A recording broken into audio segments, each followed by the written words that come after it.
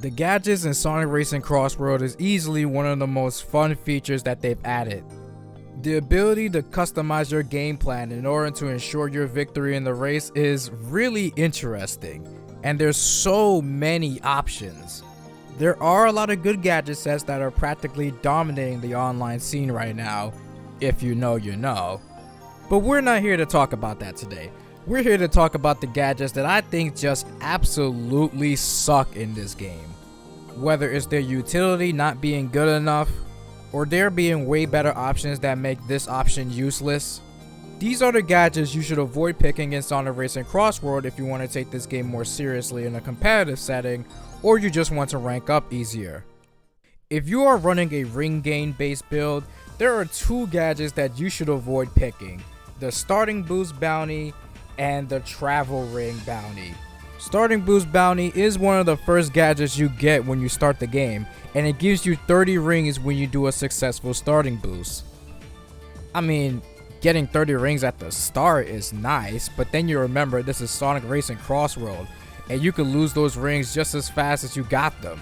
You could get hit as soon as everyone crosses that first item box, and then they start throwing the items, and then boom, the 30 rings are gone. And now you just feel like you just practically wasted a gadget slot. But if you want to talk about wasted gadget slots, then look no further than Travel Ring Bounty. This gadget gives you 15 rings every time you pass through a travel ring.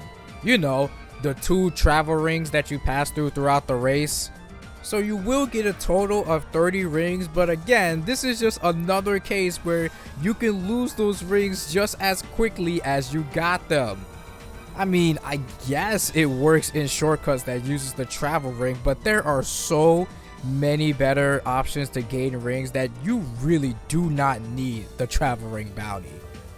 I already think that travel ring bounty is a contender for one of the worst gadgets in the game.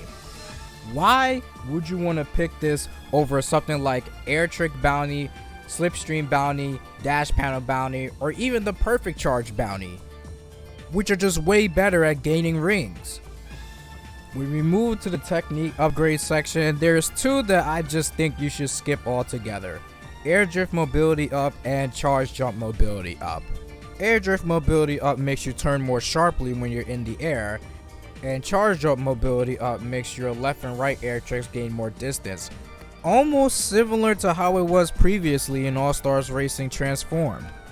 I personally don't think that the boat and the plane controls bad in this game, so I feel no need to really attach these to my gadget plate.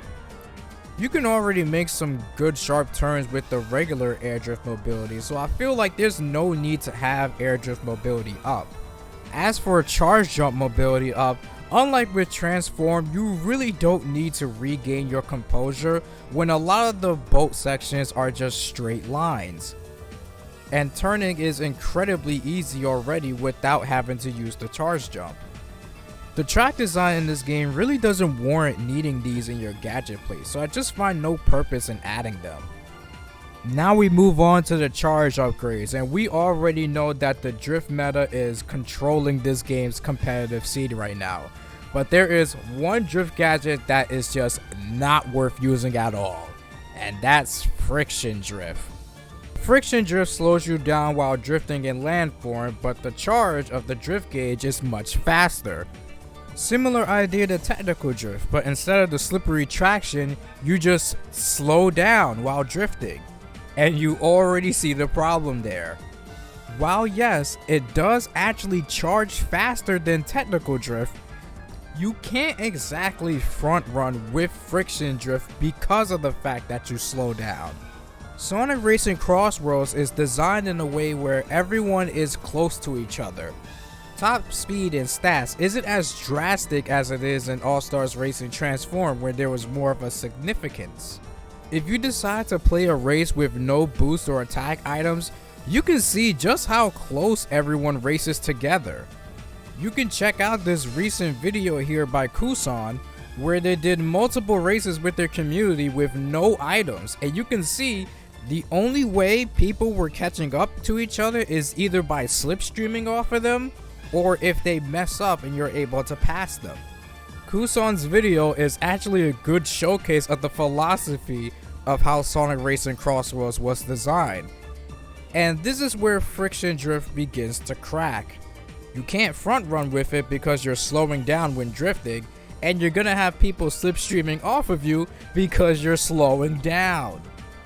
You could make sharper turns because of it slowing down, I guess, but you could do that with technical drift by just holding brake or letting go of the acceleration. And you can't snake with this because, again, drifting slows you down.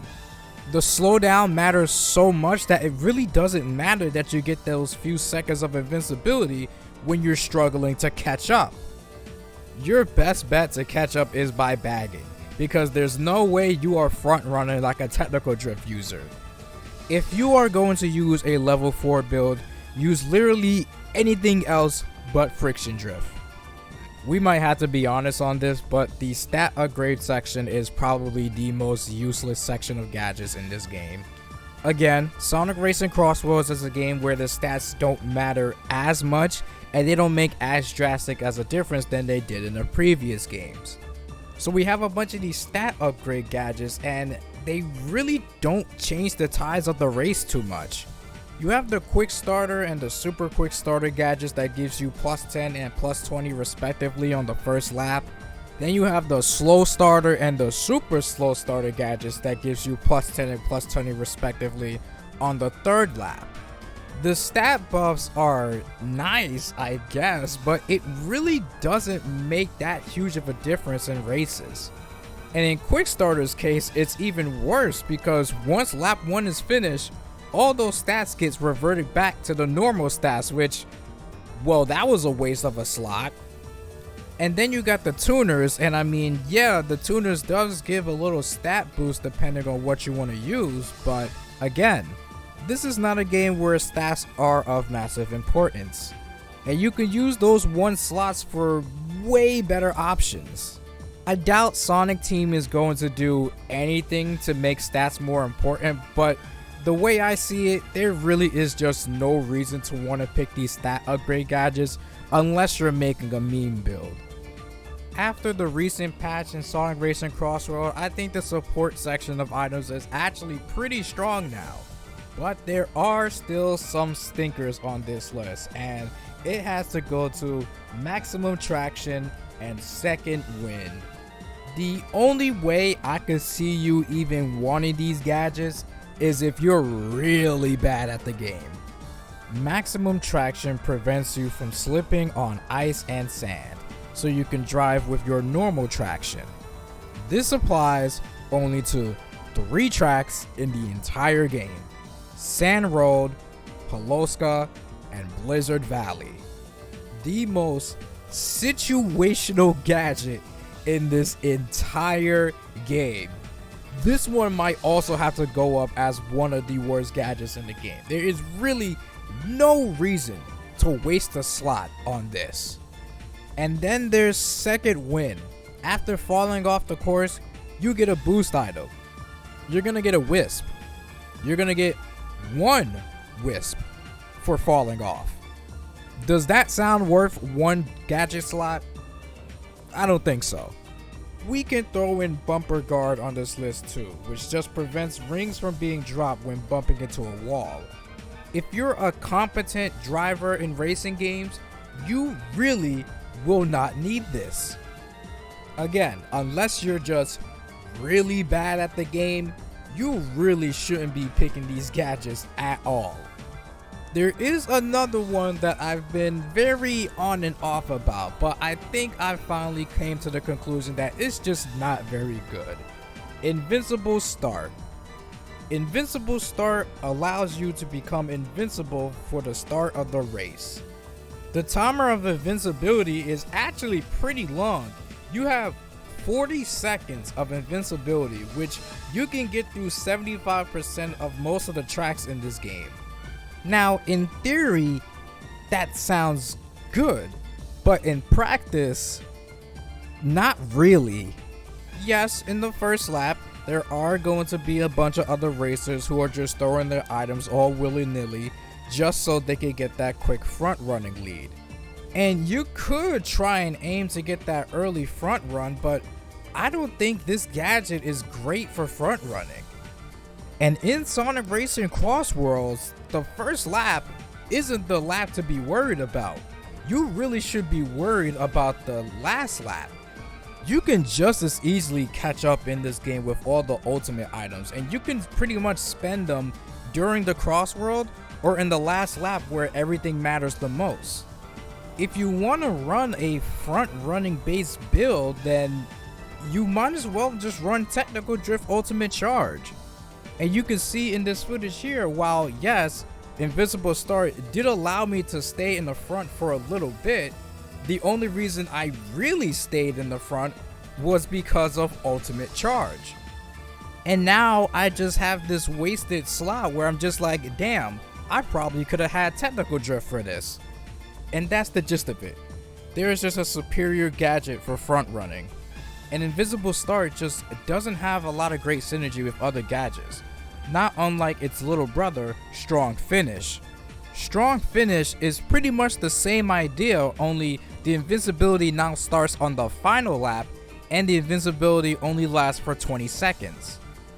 This may not sound good in theory, but in practice, Strong Finish is one of the most underrated gadgets in this game. The final lap is the most important lap in Sonic Racing Crossworlds, and that's usually where all the craziness starts. Those 20 seconds will be just enough to get you through 40 to 50% through the track. That's usually when everyone starts spamming their monster trucks to catch up, spamming their drills to catch up, throwing their slicers to take away your items. That's when the slime and the dark chows start coming in, and you have those 20 seconds to be safe from the madness. Strong Finish is not only really great for bagging, but you could also use it for front running if you're able to get up to the front when you're on your way to the final lap. If you're able to maintain your ultimate items going into the third lap, you at least have those 20 seconds to calm down and survey the situation you're in. Because once those 20 seconds are up, you gotta lock in and be prepared to protect yourself. You can steal away a lot of victories with Strong Finish and even be able to protect yourself if you're in a right situation. I can talk about how good Strong Finish is in another video, but what I'm saying is Strong Finish has more merits than Invincible Start. So if you're gonna use one of these, use Strong Finish. And if you want a front running gadget set, just use Technical Drift Ultimate Charge. Do I really need to explain why Monster Truck Starter is one of the worst gadget sets in the game? I don't think I need to. I really don't. But just in case, you get a monster truck at the start of the race. It costs 3 slots.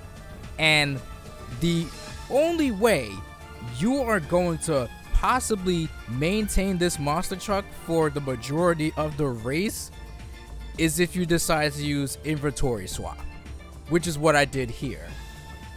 Using it at the start is useless because it only lasts for 3 seconds and you won't be getting far. But you will annoy your opponents at the beginning of the race, so I guess that's the goal there. And even if you decide that you want to hold the monster truck for longer, there is a chance someone will have a Dark Chow starter and use it at the start of the race, forcing you to spend your monster truck. And now you just don't have it anymore. That's 3 slots wasted. It's a meme. That's all it is. Just one big giant meme. The Damage Support Kit. It is literally just Invincible Start and Second Wind combined into one. That is terrible. Do not pick this. Then we have the Handling Machine Kit. It's just level 4 charge and a stat buff in handling machines. You are better off just running Technical Drift and Ultimate Charge if you just wanted to get the same results but with an extra slot. Then there's Power Machine Kit. This just gives you collision boost and a stat buff to power vehicles. You are better off just running the Power Character Kit that gives you collision boost and extended slipstream. which gives you more room to build around that power character kit. And you're not restricted to power vehicles only. A power machine kit is just not worth it. Then there's the boost machine kit. This gives you 2 rings every time you let go of a drift charge, and then you get a stat boost from extreme gear. This is pretty much a weaker version of the perfect charge bounty. You gain less rings, but you don't have the restriction of having to do a perfect charge. But it's 3 slots, and you only gain 2 rings with every level of drift charge. The perfect charge bounty increases how many rings you get when you hit a perfect drift charge in a certain drift level. You might as well just pick perfect charge bounty. It's both great for time trials and regular races. The comeback kit. Oh man, what are we doing? You get 110 rings as your maximum, and then you get 2 items on the last lap. 110 rings is not enough for a ring cap, and then I am better off just picking the item hoarder kit if I just wanted to get an item for every lap I passed. Hell, the item hoarder kit is a better comeback kit than the actual comeback kit that we have. Just terrible. And those are the gadgets I think you should not pick in Sonic Racing Crossworld. If you have any more gadgets that you think is pretty bad, please let me know in the comments below. If you enjoyed this video, make sure you leave a like and tell me what you thought about it. If you're interested in seeing more of my videos, make sure you hit the subscribe button and hit that bell icon so you can get a notification on my next upload. Thank you all for watching, and a happy new year to you guys. See you in 2026.